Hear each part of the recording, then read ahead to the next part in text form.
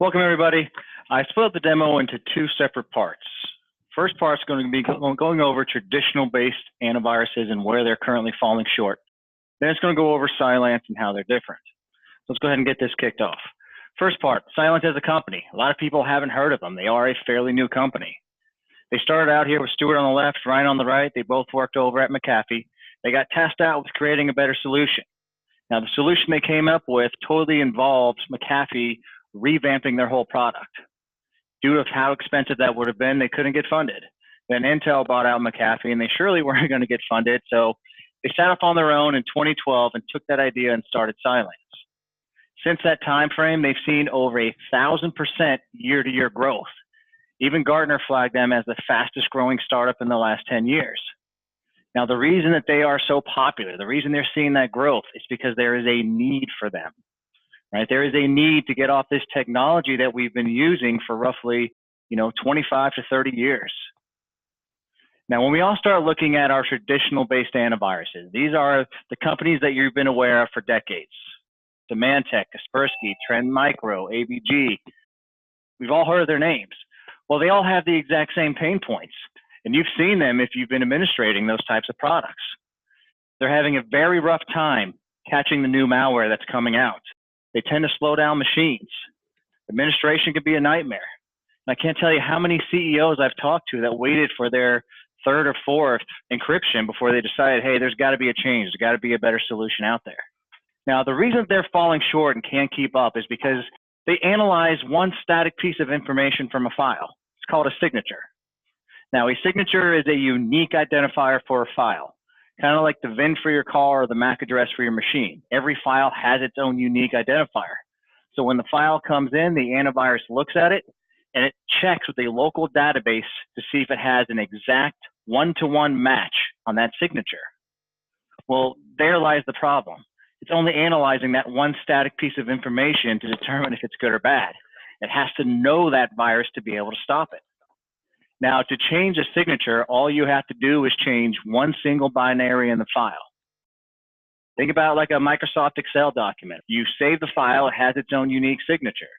As soon as you open that Excel document, put one little change in there, save it, now it has a brand new signature. So that's what we're dealing with, and they can't keep up.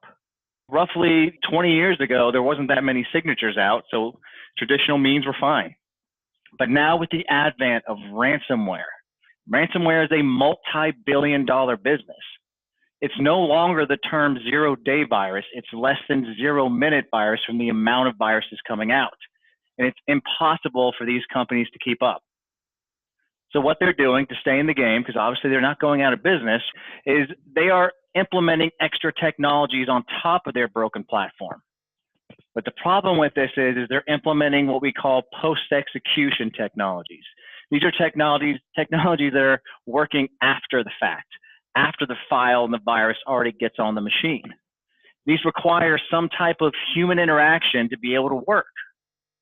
They're also trying to provide you this one-stop shopping, everything under one umbrella. We're going to provide you all of your security needs from this one little product. Well, the problem with that is you never get a good or great product. If that was the case, we'd all just have Microsoft, Windows Defender. We'd all use the Windows firewall and not have to worry about, any other type of firewall protecting our network. But we all know that's not practical. It's not a good product. It's not a great product. So we need that granularity within our security stack. When we look at protecting our endpoints, we need the best prevention tool, not the best post-execution tool. And that's what we're getting. So you start looking at these traditional companies and they're relying on their customers to be guinea pigs to get infected to learn these new signatures. I can tell you in my 20-year career, I've only called an antivirus company twice when I've been infected because I come to realize there's no worth to it. Time is money when it comes to IT. So it's more cost effective for me to take an infected machine, pull out that network cable, reimage that machine and put it back in production. We're seeing on average it's taken 3 to 4 months for these companies to learn these new signatures. And you can imagine how many companies get infected in that time frame. So that's the problem. The question is, well, how do we fix it? That's where the next generation antiviruses come in. This is why they're becoming so popular, because they use these new technologies.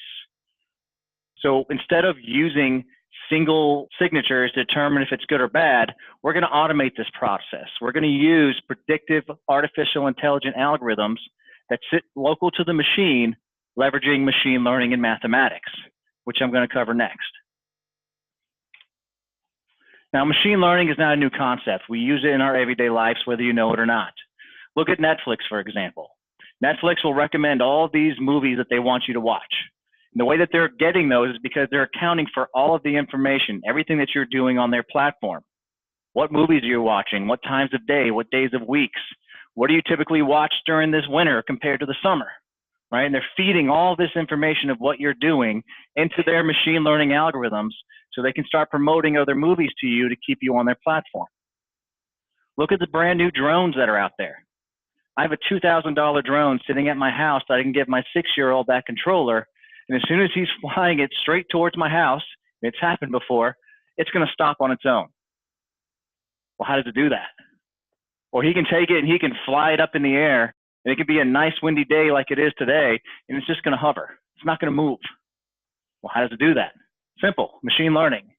New drones have these machine learning algorithms that are constantly being fed information from the gimbal and from all the sensors around it. So machine learning is not a new concept. Just Cylance is now starting to perfect it on how to stop viruses. So take a look at this picture and figure out what this is a picture of. It's actually one of my favorite slides. For machine learning to be effective, you have to compare a whole lot of information and constantly compare it. So we started off with the baseline of over 150 million known good files. Then we took over 150 million known bad files and we threw it into our engine. Our engine is now able to process these files and analyze them at up to 3 million different data points. Compare that to a signature, which is analyzing one static data point. When we analyze a file, we can analyze it up to 3 million. I'll take those odds any day. And what it's doing is similar to why I showed you this picture. When I asked you to figure out what this is a picture of, your mind and your eyes went into machine learning mode. You started pulling out the key features and characteristics of what you saw to easily determine what it is. So you probably saw the tail, the spots, the height, the background, to easily determine it's a giraffe. Well, that's what our engine's doing. It's pulling out the key features and characteristics of what it sees from all these files to say, hey, what makes a good file a good file? What key features and characteristics of a bad file make a bad file? It processes all that information and outputs a mathematical algorithm that runs local to your machine. That is very, very important, that the algorithm is running local to the machine. So that means when the file's coming in or the file's trying to execute, we can dissect it down to the DNA level pre-execution within milliseconds to determine if it's good or bad. You start looking at these other companies and everyone is claiming to be next generation, right? Everyone's claiming, hey, we do this exact same thing. Well, it's a marketing scheme. It's not true. Not all machine learning algorithms are the same. That's like saying every car is equal, right? Every car is the same. What's happening in the market is similar to what's happening with electric cars. If I was to offer you right now a free electric car, and you get to pick whatever electric car you want out there, what company would you go with? Would you pick a Chevy? Would you pick a Ford? Probably not. Chances are you'd pick a Tesla. Reason being is Tesla has the best electric cars. They started their company doing electric cars. They perfected the electric car, and they're far ahead above everybody. But as I'm sure you know, a Chevy Volt is not going to be the same as a brand new Tesla. And now they're trying to, have their marketing scheme. Yeah, we got electric cars. Well, that's what's happening with these traditional antiviruses is they're seeing what these next generation antiviruses are doing, and now they're trying to catch up.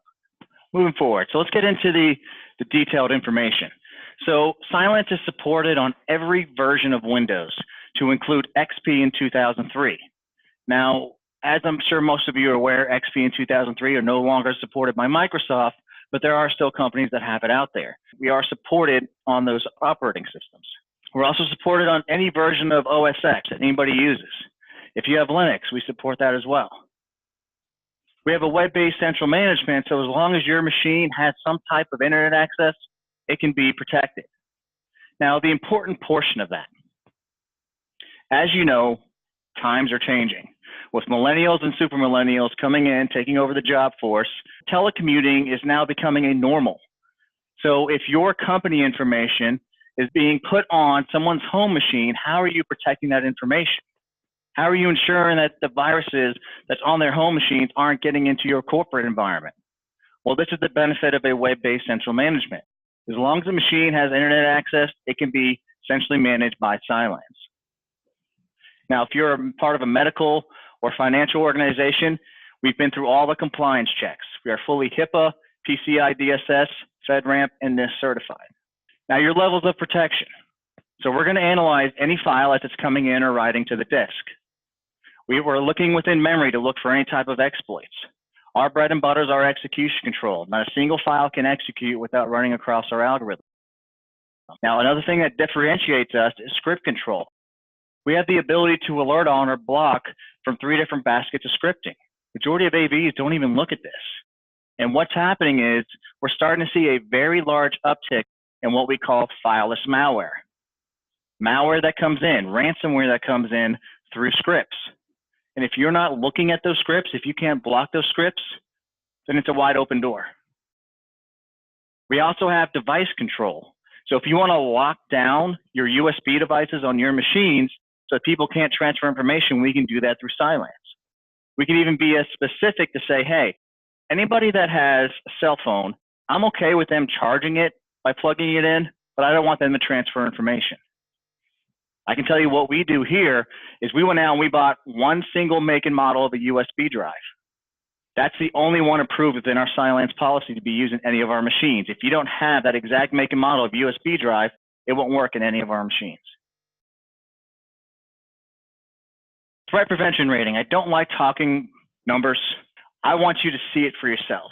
What we officially have is a 99 percentile threat prevention rating. Nothing is 100%. Nothing will ever be 100% in physical or digital security. Now, what I can tell you is in my years of working with Cylance, I test it at least every other week. I go online, I download legit viruses that are less than 24 hours old, and I do them maybe 100 or 200 at a time. Test it against Cylance, and I test it against our competitors. And I can tell you so far, I have failed on getting anything past Cylance. I'll never tell you it's 100%, but so far for me, it has been.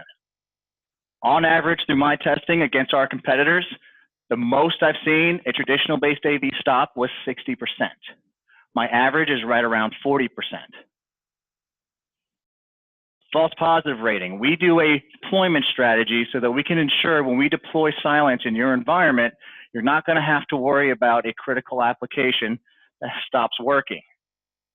So we deploy it in a phased in process so that by the time we turn on all of our protected features, we've accounted for all the software that you've used to make sure it's not going to conflict with Cylance. Now, the last portion of this is you're actually getting access to 2 different applications. We were just talking about CylancePROTECT. You're also going to have access to what we call CylanceOptics. It's a totally separate piece of software that's associated with a different Cylance team. What this does for you is it's a forensics tool, and it's an MDR solution. So what does that mean? Well, the forensics portion means we can go within the Cylance portal and we can search for any type of file to see if it's ever ran on your systems. I had a customer call me once and says, hey, we don't have that much bandwidth. I need to know if people are using internet radio. Can you use Cylance to do that? So I just simply went in there and I started searching for things like Pandora. I started searching for Spotify. And I was easily able to find out through that process. Now, you can also use your firewall for that, but you have 2 different doors, 2 different ways of doing it. The next portion we have of the MDR solution is we can start looking for things outside of what normal AVs look for. Is someone trying to launch executables from the recycling bin? Is someone trying to drop fileless malware? Am I getting breached and someone is trying to kill my antivirus? If we detect that, we can kick them out. And that's what we see. With these breaches that are happening in 2018 for small businesses, we see the bad guys get on the machine. They try to drop viruses. Cylance stops it. So then we see them dropping all these tools, trying to get rid of Cylance. And with optics, if we see that happening, we can kick them off the machine. If someone is trying to shut down Cylance, does Cylance prevent this from happening? There's a couple of key levels. So there is a simple setting within the policy that you can prevent. It's called Prevent Service Shutdown. And I've tested this. It creates it's not 100%, but it creates a very, very large wall and a lot of difficulty for anyone, including local administrators, from uninstalling or disabling Cylance.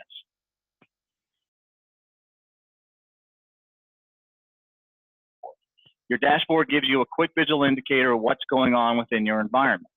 It will tell you the different classifications that we're finding within your environment. Now, let me actually log into a different tenant that has a lot more information than my demo tenant. So what we're looking at here is a shared tenant that has roughly, this one has right around 10,000 endpoints. So you can see a lot of information. If you look down here at these classifications, when Cylance finds a malicious file, or it finds a file that we consider a potential threat, we're going to give it a legit classification, so there's no guesswork to it. So as you can see here, based off the size of the boxes, it will tell you how much of that variant we found. So in this particular tenant, we found the majority of info stealing. We've also found ransomware, backdoors, parasitics, Trojans, etc. Now, something else that we look for is we look for certain tools. Us IT guys, us super geeks, we use certain tools that the bad guys use as well. So what we want to do is we want to identify where those tools are sitting. Because yes, scan my machine, you're going to find a bunch of scripting tools, remote access tools, etc. Well, Joe in accounting shouldn't have those tools sitting on his desk, right? They shouldn't be in his desktop. So we're going to make sure those get blocked on Joe in accounting's machine, but we're going to go ahead and allow it to run on my machine because it's part of my job. So we help streamline the installation process. So zones are how you split up your environment. So you have many different zones, based off how you want your environment split up. Now, how we implement this to help streamline the process is all you have to do is get Cylance on the machine. The tenant can do the rest for you. So say, for example, you have an internal Microsoft domain. So for customer A, the internal domain is customer.a.local. If you install a machine using your install token that's part of this domain, it will automatically put that machine into this domain, and it will automatically apply the first policy. That will also kick off our one and only needed full scan. So again, all you have to do is get the product on the machine. Once you've been through that process, you switch it over to a protected policy. Once it's in a protected policy, there's really not much more for you to do. Now I can show you an example of what Optics looks like. So if I log into the Optics console here, here's where I can go out there and I can search for things. Has anybody ever ran Spotify on any of my machines? I can base this off a file or a process. I can select whatever zone my machines are in and submit a query. Now I've already done this, so I'm actually going to go down to a query that I've ran previously. And it'll come up and it'll show me, okay, here's Spotify running on this machine, SGA, LTP, DJL. I can search, I can use wildcards. If I wanted to say, hey, has anybody ever ran a PS1 file, right, which is a PowerShell file? I can search for that. Then once I find that, I can actually do a deeper dive. I can get what we call focus view. I can find out what happened from the very beginning of that script running to the very end. Any files that get created, deleted, etc. I actually have a use case scenario where I had a customer running through a proof of concept. He gave me a call. He said, hey, I got a machine. It's calling out to a Russian IP address. It's getting blocked on my firewall, but I have no idea what's causing it. Can Optics tell me this? Well, let's find out. So all I had to do was come in here and put whatever IP address he was seeing getting blocked, select a network connection, submit a query. And in this instance, it came back and told me in less than 2 minutes that 4 machines in his environment had previously called out to this IP address and that the initiating process was Skype.exe. So light bulb kind of went off. He's like, oh, this makes sense. I have a guy that makes Skype calls to someone over in Russia. He's only here once a month, so I never know what machine he's sitting at. And sure enough, that's what happened. Now, let's say we see something weird happening on a machine. So let's say, for example, that DJL, something weird's happening, and well, he's currently offline. Let me take one that's online. If I see something weird happening, I want to get him off of my network as soon as possible. All I have to do is select his machine and click on Lockdown Device. This now totally takes the machine off the network, kills all network connections until I go over there and put a token in there or an unlock key. So logging in here, we can start looking at certain rules, right? These are already pre-canned rules that Cylance has set up. If you have a developer on staff, you can actually create your own rules for optics to look for. So a couple of that I have on here. This is my starter rule set. Is someone trying to launch a fileless PowerShell malware? If they are, I'm going to kill that process. I'm going to pop up a notification window on that machine. And you know what? I'm going to go ahead and I'm going to log off all users. I'm going to kick all users off the machine. Coming back down here, I can look for other things. Hey, is CylancePROTECT suspiciously exiting? Remember I said earlier, if someone's trying to hack away at Cylance and kill it using different tools, well, if that happens, we can kick them off. Is someone trying to launch executables from a recycling bin? Now, doing that, that's what bad guys commonly use. They commonly leverage the recycling bin due to the right that that particular folder has, and they start hiding their files in there and executing from there. Well, that's obviously a bad thing. But the also thing that you have to account for is end users. End users typically will delete a file, not know where it is. They're looking for it. Oh, there it is in the recycling bin. Let me just run it from here. Well, we want to stop that from happening. So what we're going to do is we're going to terminate the process so it can't happen, and then we're going to help them clean up their recycling bin for them. Now, there's a whole slew of different ones that you can turn on, off. We can identify is anyone using PostExecution in my environment, is anyone downloading PowerShell commands. We also have machine learning integrated within this. This is also supported for Mac OS X as well. So there's a whole slew of different rules that you can, the CAN rules that you can actually implement within your environment.